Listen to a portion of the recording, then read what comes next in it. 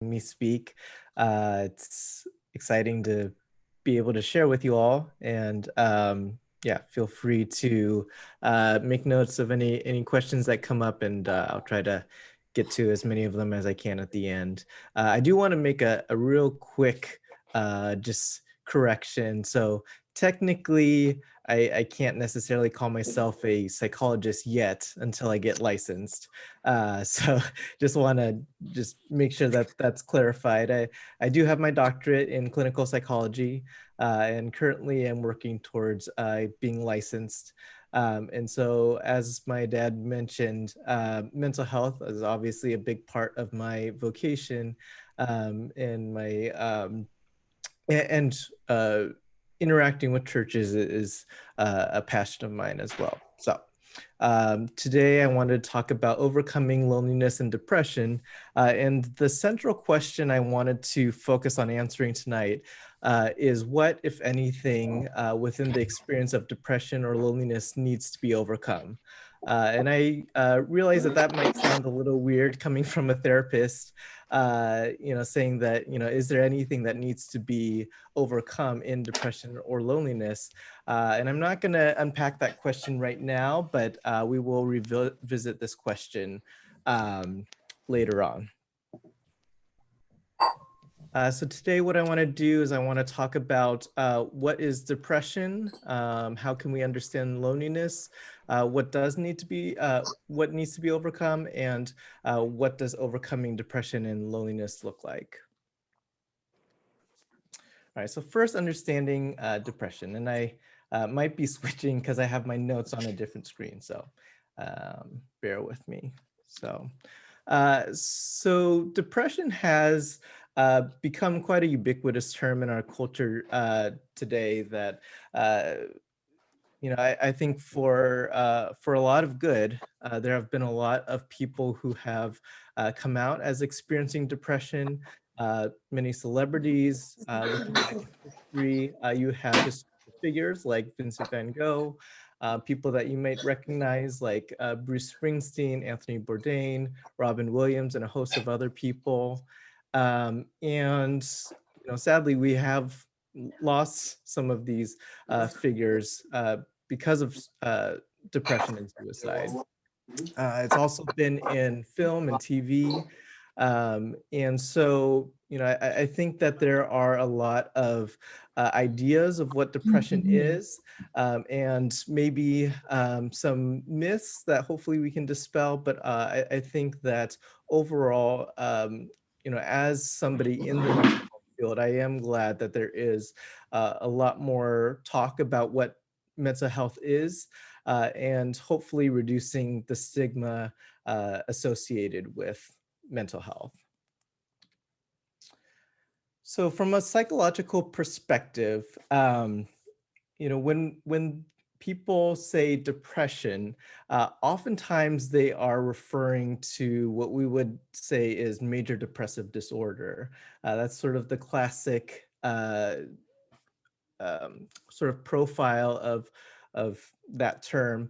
But depression is sort of an umbrella term that encompasses a lot of other depressive disorders. So these can be things like what could be known as postpartum depression, with mothers who are pregnant or recently have given birth.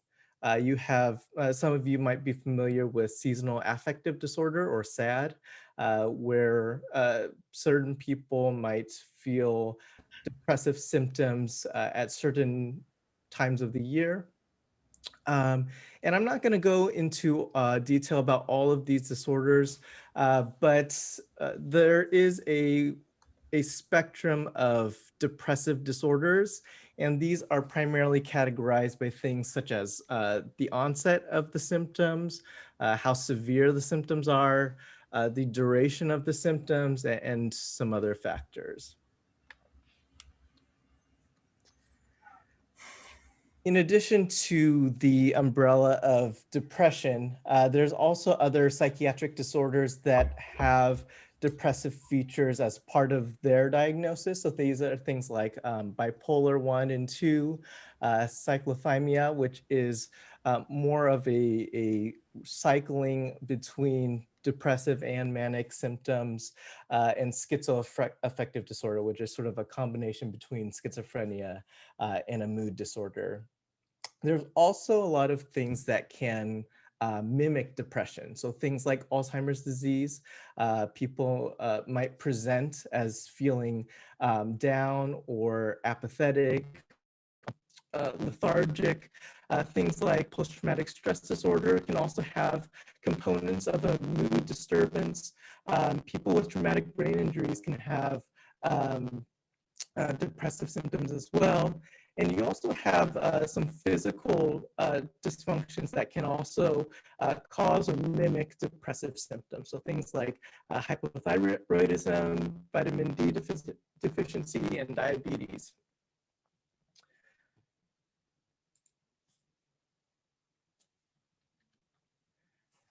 So when we actually talk about diagnosing clinical major depressive disorder, there's 4 things that we're really looking for as a psychologist or as a mental health professional.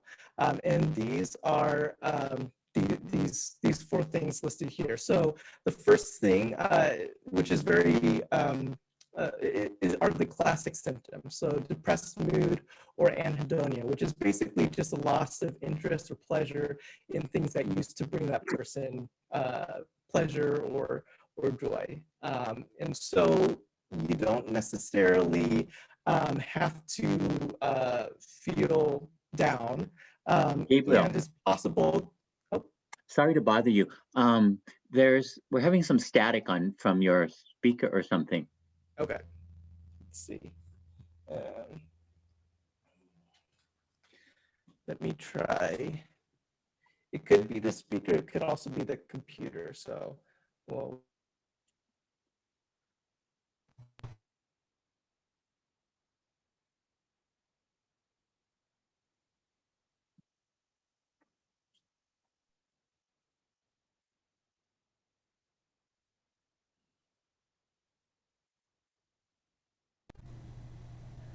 All right, can you hear me? Yes, yeah. Is it any different? It seems better. Okay, well, we'll go with that. Let me know if we need to adjust it. So, Okay, thank you. Is all right. everybody else hearing it okay? Yes. Okay, good. All right. So as I was mentioning, the first thing that we're looking for are some of those classic symptoms. And technically, a person might not appear sad, in which case they have anhedonia, but not depressed mood. But they might not necessarily be exhibiting their typical self. And so, in addition to having at least one of those first 2 classic symptoms, there's also a need for several other accompanying symptoms to be accompanying that depressed mood or anhedonia. And as you can see, it's a mix of both physical and psychological symptoms. And so, often when people think about depression, they often think about the psychological symptoms, things like low mood, feeling worthless, or being hard on themselves, or being suicidal. But typically, depression is a whole body experience that is impacting most, if not all, aspects or areas of a person's life, even if you might not be able to see it from the outside. And so, another way to think about depression is isn't just a mood disorder, although it primarily is, but depression is a depression of the whole body. It's a depression of physical functioning as well as psychological functioning. The other thing that we're really looking for to be able to diagnose whether a person has major depressive disorder or not is whether the symptoms cause significant distress or impairment. And usually, if you have some of these symptoms, there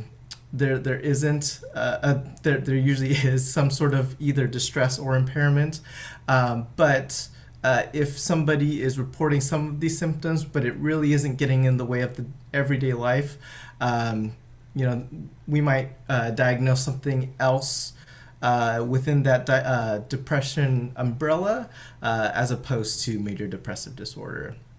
And the other thing to note is that symptoms last at least 2 weeks or longer. And this is important for differentiating major depressive disorder or MDD from other things such as bereavement, stress, or other situational difficulties. So things that could be passing relatively quickly. We wouldn't give a diagnosis of for something like that.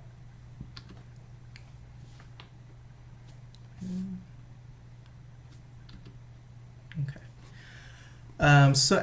As you might be aware, depression is quite a common disability in the U.S. About 4.7% of adults report regular feelings of depression. And so with a group that we have, I'm looking on my screen now, we've got about 33 people in the room. It's very possible that there are a few people, in this room who could be experiencing depression, or possibly, in the past 12 months or so. Also, depression, and I worked in primary care before this past year, and I can attest that depression is something that brings a lot of people to see physicians. And so, nearly 10% of physician visits and emergency room visits have some sort of depression attached. It might not necessarily be the primary reason for coming in, but it's indicated during some part of the visit. In 2018, people dying from suicide was the 10th leading cause of death, and it's the highest rate recorded in 28 years. And so this is something that is not only serious, but also has been increasing in prevalence over the past couple decades. And in 2019, an estimated 12 million adults had serious thoughts of suicide. And so this doesn't mean that all those people acted upon those thoughts, but people who were surveyed indicated that they had an explicit and a serious thought of suicide.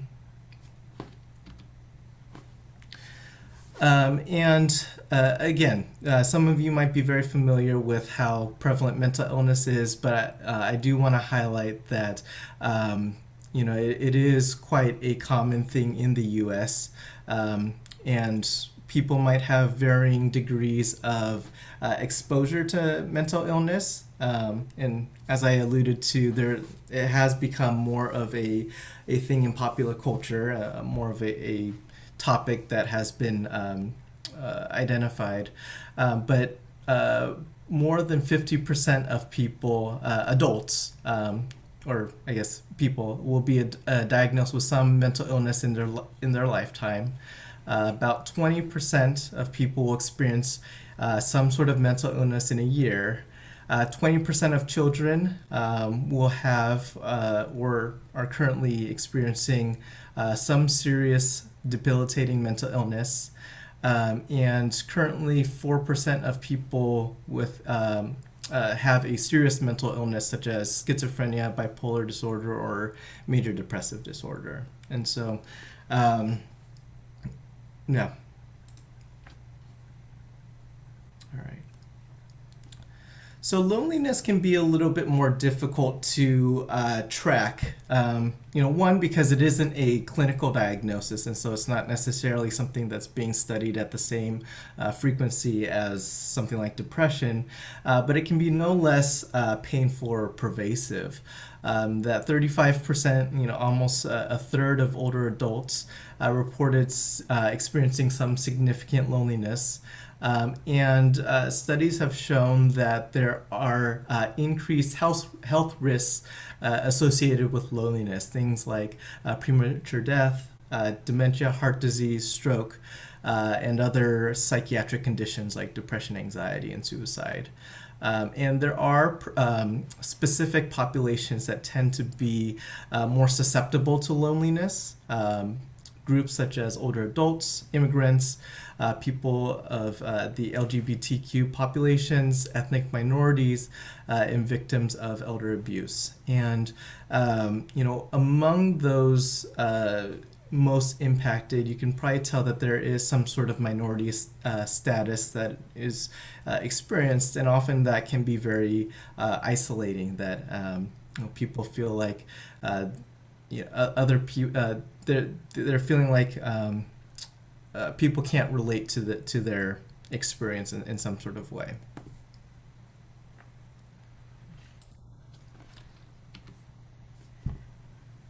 And so, the way that I understand loneliness, alone does not necessarily equal loneliness, but there are potentially multiple underlying causes for loneliness.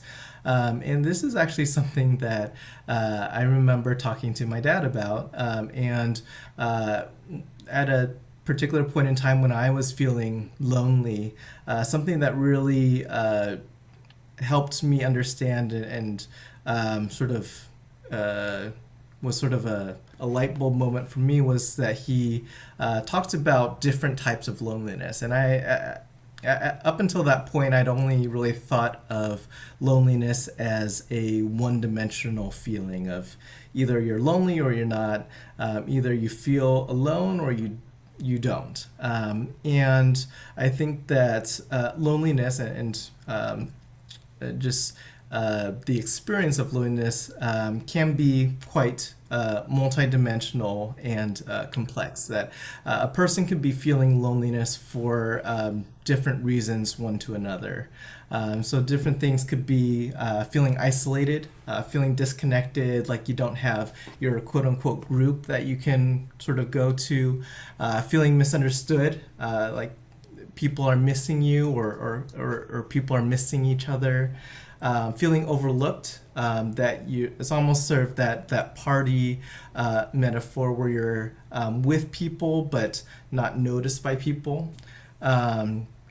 Feeling like you're carrying a burden alone, just sort of that feeling of being overwhelmed and feeling like there's nobody sort of helping you to share that burden.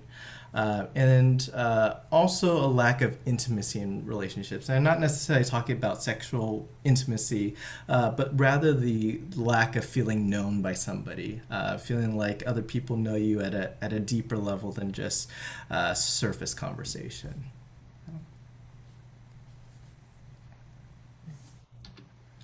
All right, so now I want to go back to that question that I started with at the beginning and start to answer the question, what, if anything, within the experience of depression or loneliness needs to be overcome? And to help understand where I'm coming at with that. Oh, and to help understand where I'm coming at with this, I want to read a quote. This is from Henry Nouwen, and it's a little bit lengthy, so bear with me. Um, so, oops. All right. But the more I think about loneliness, the more I think that the wound of loneliness is like the Grand Canyon, a deep incision in the surface of our existence which has become an inexhaustible source of beauty and self-understanding. Therefore, I would like to voice loudly and clearly what might seem unpopular and maybe even disturbing. The Christian way of life does not take away our loneliness. It protects and cherishes it as a precious gift. Sometimes it seems as if we do everything possible to avoid the painful confrontation with our basic human loneliness and allow ourselves to be trapped by false gods promising immediate satisfaction and quick relief. But perhaps the painful awareness of loneliness is an invitation to transcend our limitations and look beyond the boundaries of our existence. The awareness of loneliness might be a gift we must protect and guard because our loneliness reveals to us an inner emptiness that can be destructive when misunderstood, but filled with promises for him who can tolerate its sweet pain. And, I think the significance of this quote to me, and, it's been a quote that I've read to multiple groups on multiple occasions, is that I think it really highlights some of the things that we can miss out on if we try to move on from loneliness too quickly. That if we try to just avoid feelings of loneliness, we could deny the reality of our situation. As he alludes to, we could turn to unhealthy coping skills, and we might miss out on opportunities to be ministered to.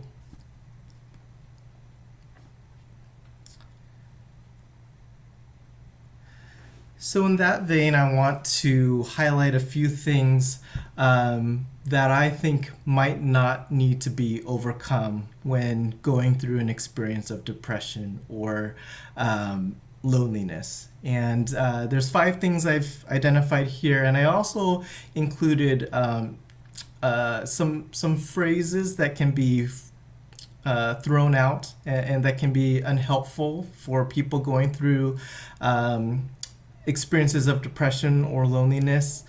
But these don't necessarily need to be quotes that other people say to you. These could also be things that you say to yourself. And so, I want to go through each one of these. I think one thing that does not need to be overcome is the sacredness of the individual experience. That no one except God truly knows what you're going through. And this does not mean that we can't relate to other people. And I think that empathy is one of the most powerful catalysts of developing intimacy in relationships. But when I say the sacredness or the set apartness of the individual experience, what I mean is that you're acknowledging the fact that there is a very natural loneliness and pain and suffering that is neither good or bad, that it just is. That there is a specificity and a specificness to your own situation, your own feelings, your own ways of dealing with stress or depression or loneliness. And loneliness simply exists because there are aspects of your own experience that other people just simply won't get. No matter how hard they're trying, no matter how hard you're trying, there might just be a gap in the understanding of what you're going through. So I think that's the first thing that doesn't necessarily need to be gotten rid of or overcome. I think the next thing that doesn't need to be overcome is just the natural discomfort that hard things are supposed to feel hard. And by acknowledging the natural discomfort that comes with difficult situations, what you're in essence doing is validating the gravity of the situation. That if it didn't feel bad, it probably wouldn't be a big deal. But because it is a big deal, it does feel bad. Um, oh, and sorry, I skipped over the quotes. For the sacredness of the individual experience, I think a unhelpful quote is, "I know how you feel." And for some people at a certain point in time, sometimes that is what they need to hear, that they're not alone. But I think that if we jump to that phrase too quickly, it can take away from the individuality of their situation. And with the natural discomfort, it's not that bad, or other people have it worse. There's no real benefit of comparing suffering. That it's not a it's not a race, it's not a competition. All of us have some experience with some sort of pain or suffering, and it just is that it is simply uncomfortable. The speed of life, and what I mean by that, and this is a phrase that I've borrowed from a mentor of mine, and I've likewise used it on numerous occasions. But I think oftentimes we can feel towards ourselves or towards other people that why aren't you over it yet? Why are you still stuck on this? Why haven't you moved on? And there is no time limit on difficulty or healing, that some things simply move at the speed of life. And no matter how much work we put into it, no matter how much therapy or how much processing we do on our own, there's only so much you can do to push it faster, to process through it quicker. I think on the flip side, there are plenty of things that we can do to slow down the process or to avoid dealing with things. But in some situations, we have to accept that there are some things that we just have to go at the speed of life. Grief, when we don't acknowledge the reality of the things that are lost, we have difficulty truly healing because we get stuck in a false reality. That if you don't acknowledge that a broken leg needs to be addressed, you can't start the healing process. And so grief, even though it is another one of those uncomfortable processes and one of those uncomfortable feelings, I think there is a necessity when there is a loss to acknowledge it. And so, just thinking of all the positive things, while it can be very well-meaning, and all of these quotes can be very well-meaning, it can miss where the person is at.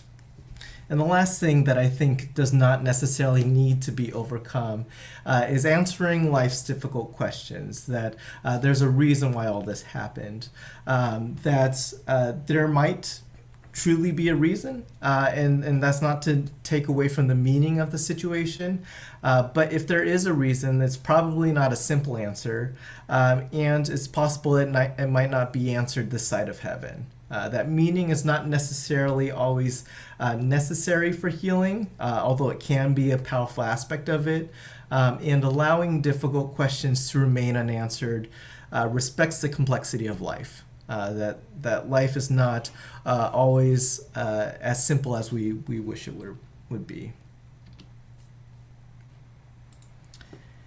And so even though I've laid out all these things that I think don't necessarily need to be overcome, even though they can be very uncomfortable, and there's a temptation inside of us that might be pushing us to avoid things or to just get over it.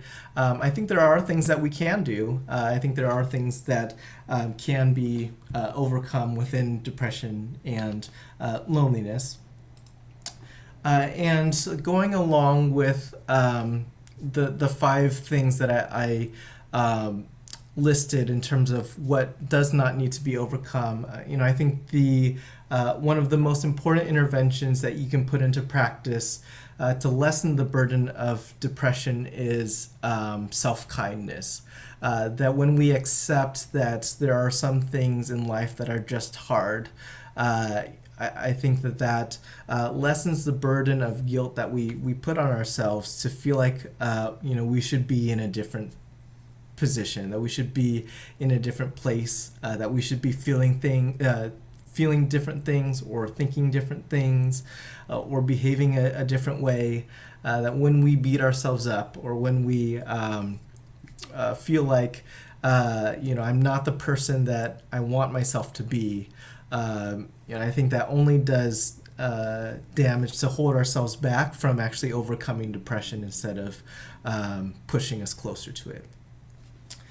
And then the other 2 areas go right along with the diagnostic criteria that I alluded to in the beginning, that we're looking for as somebody diagnosing, we're looking for, is there any significant distress or is there an impairment to certain functioning? And so when we talk about distress, and let me just sort of back up and give a brief caveat that just because something can be overcome, or just because there can be some sort of healing in the process, I don't mean to suggest that it will happen easily or quickly, that all of these things take time. All of these things can be very difficult, and it might take a couple goes at it to find something that really brings about some sort of healing in your life. Hopefully not. Hopefully it isn't delayed too long, but it is by no means easy. And so when you're experiencing distress, one of the first things that I would recommend is some sort of psychotherapy, meeting with somebody who can be with you to alleviate that burden of carrying it alone, to be able to say, I need help, to recognize that this might be a season where I need to be ministered to instead of ministering to other people. Community, that I think that therapy, while most if not all people can benefit from it, there could be limitations, and there is also ways to experience healing outside the therapy room, and I think one of the biggest places for that is within whatever you would consider to be some sort of community. Medication, I often get a lot of questions about medication, that being a therapist, what's my opinion on that? And I think in a lot of cases, medication can be very helpful. That I use the analogy that medication can be sort of like training wheels on a bike. That as you're learning to overcome or deal with or cope with your mental illness or stress or whatever you're dealing with, that medication can help to bolster your psychological resources, enough to be able to acquire some of those coping skills on your own. And so I don't think that medication necessarily solves or fixes the issues of mental illness, but I think it can play a very vital role for a lot of people. Another thing that it can be very helpful with dealing with specifically the distress of depression is mindfulness meditation. And basically what that means is allowing yourself to be focused on the present moment. That oftentimes anxiety is looking towards the future, and oftentimes depression is looking towards the past. And either one of those extremes, when we stay in those too long, doesn't mean that thinking about the future is wrong, and reflecting on the past is wrong either. But when we get stuck in those modes, when we miss out on the present moment, oftentimes that can lead to some either depression or anxiety symptoms. And in terms of functioning, one thing that can be helpful, as I alluded to in the diagnostic criteria, depression involves both the mind and the body, that there is it is a whole body experience. And so behavioral activation is a way of getting some of that functioning back. And I use the analogy of jump starting a car. Basically what behavioral activation is just doing little things, small activities to start getting back into your normal everyday functioning, whether it is something as simple as brushing your teeth, making your bed, going for a walk, responding to an email. Behavioral activation can be anything. It's just a small step that you take to get your activity back. And it's not a cure, just like medication. It isn't necessarily to take away all of your symptoms, but oftentimes when we lack the motivation, instead of waiting for that motivation to come, we can use activity to almost jumpstart our engine, so that the motivation can start flowing again. And other things like diet, exercise, and sleep hygiene have been shown in different studies to be very helpful for addressing depression symptoms. And finally, loneliness. What can be overcome in loneliness? What I would say is because loneliness is such a multidimensional thing, I think each of us has to know ourselves. What are your needs? Are you an extrovert or are you an introvert? Are there situational factors that are contributing to loneliness? Say, for instance, example, COVID, that just the simple fact that we're experiencing a situational factor can increase or exacerbate loneliness.